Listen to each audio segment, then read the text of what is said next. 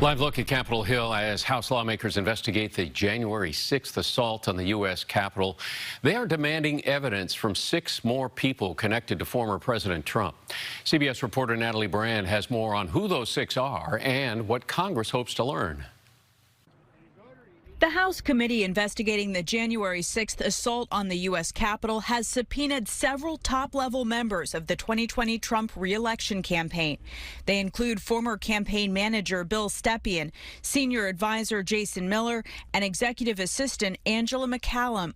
Also on the list, the former president's attorney John Eastman, who incorrectly advised that then Vice President Pence had the authority to overturn the election results, according to the Washington Post.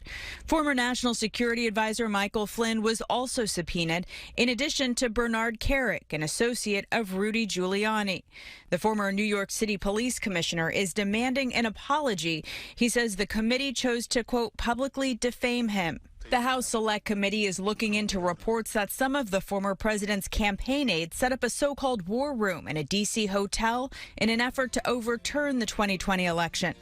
Congressman Adam Schiff, who sits on the panel, has said anyone who defies subpoenas could face severe consequences. Whatever penalties are necessary to ensure compliance. Depends on the person, but it could mean jail time, yes.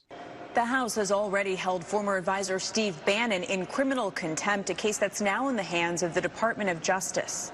Attorney General Merrick Garland said there's an ongoing examination of the facts and the law. There's a separate legal fight launched by the former president over White House records leading up to January 6th. Mr. Trump has sued to keep them private, citing executive privilege. If a federal judge does not step in, the records could be released later this week. Natalie Brand, CBS News, Washington.